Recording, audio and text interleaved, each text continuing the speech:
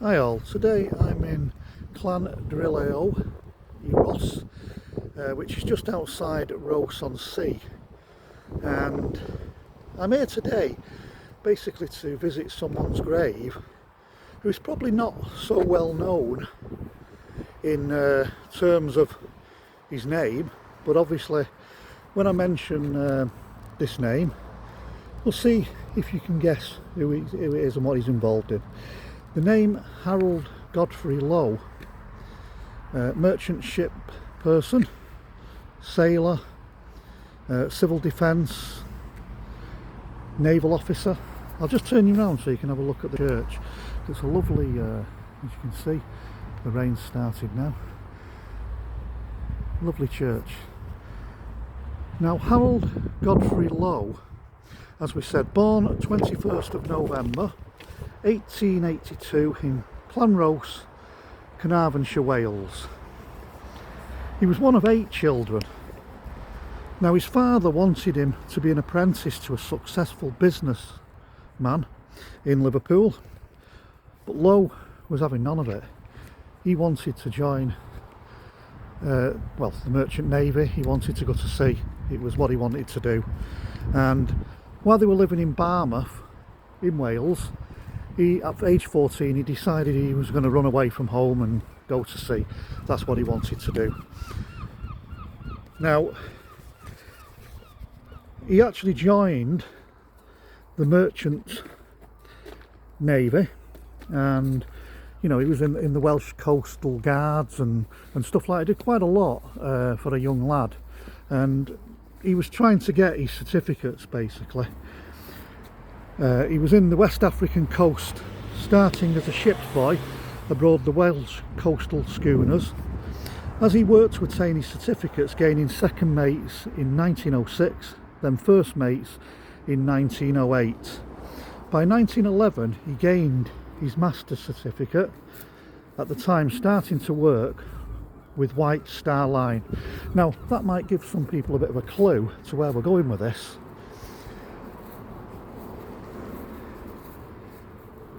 He was transferred to the Titanic as the 5th officer in 1912.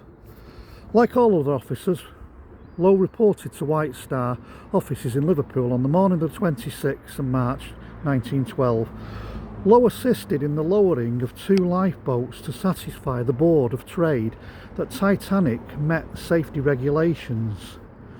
Now isn't that just a bit ironic that, you know, the Titanic, the ship of dreams, the unsinkable, was actually tested to see these lifeboats worked, and obviously the regulations at that time said they only had to have a certain amount of lifeboats. I'm not too sure on the full rules, but obviously he was, you know, doing that job to test. Now I'll just show you where he's actually laid to rest. But obviously, as you can see, such a great view from this cemetery.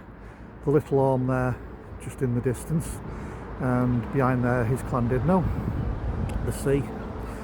Behind me sort of is Colwyn Bay, and obviously just behind the trees is Ross-on-Sea. When Lowe departed Southampton with the Titanic, he was on the bridge.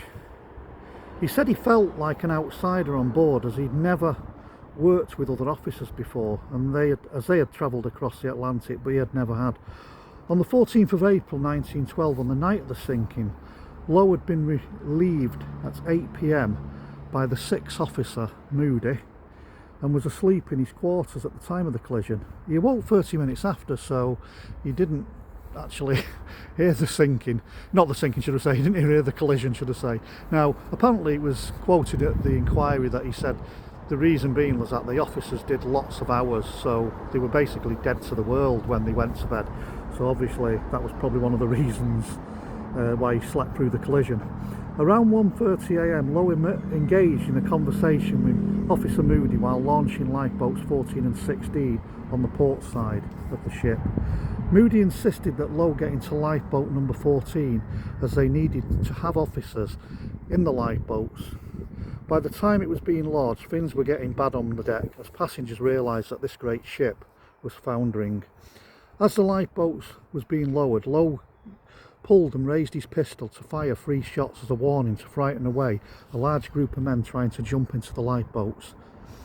During the inquiry, he was clear that he had not hit anyone, and he was aware that what he was firing and where he was aiming the pistol.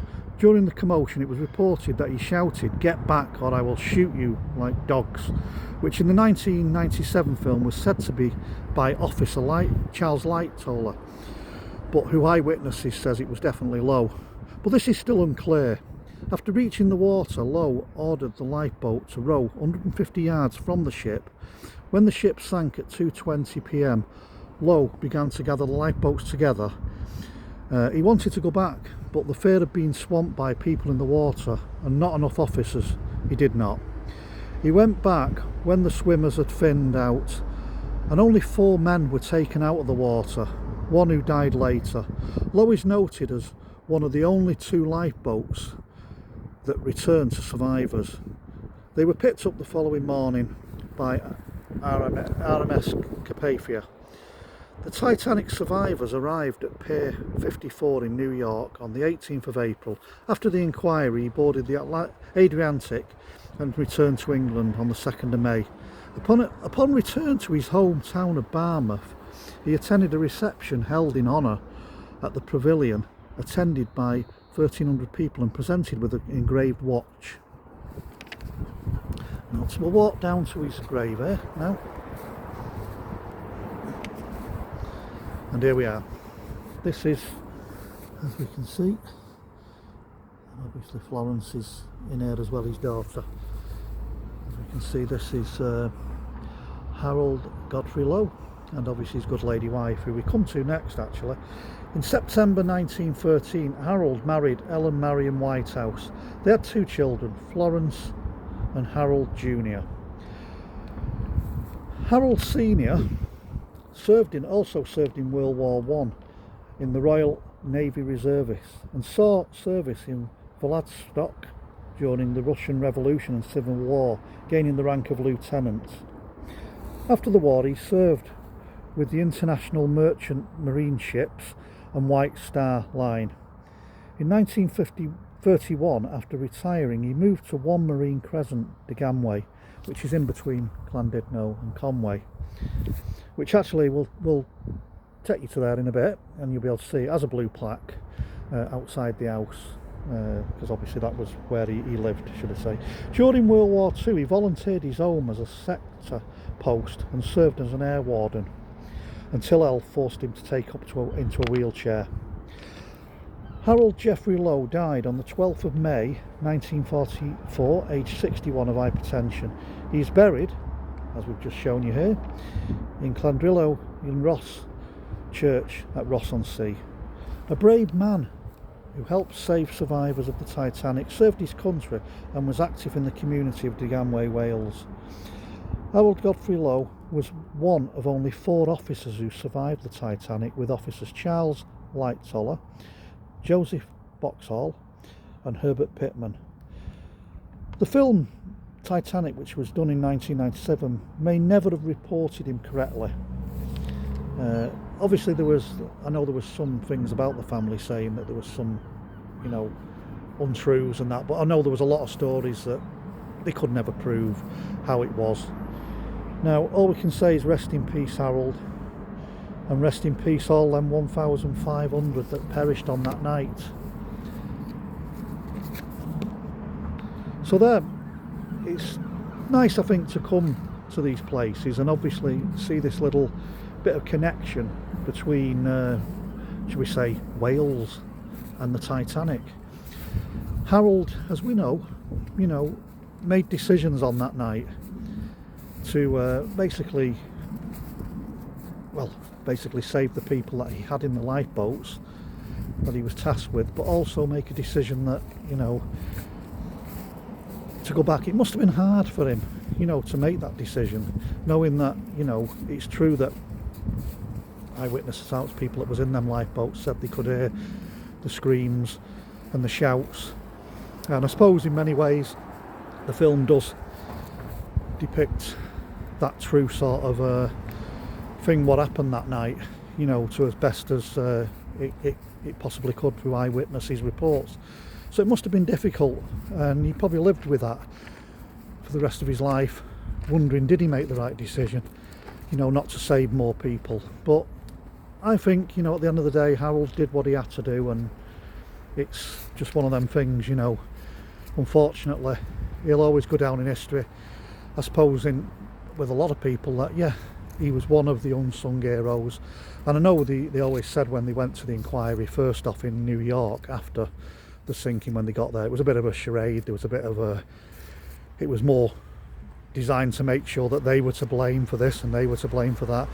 And I suppose at the end of the day, if there'd have been enough lifeboats on the Titanic, then it may have been a different story, you know, and a lot more people definitely would have been saved. But we'd like to think in today's day and age that now, you know, it's a lot different and ships are a lot more safer. Anyway, I hope you enjoyed that little story. If you're down this neck of the woods, then please come and visit this little church. There's lots of interesting people in here, and it's a lovely church and a lovely area of Wales. Thank you very much.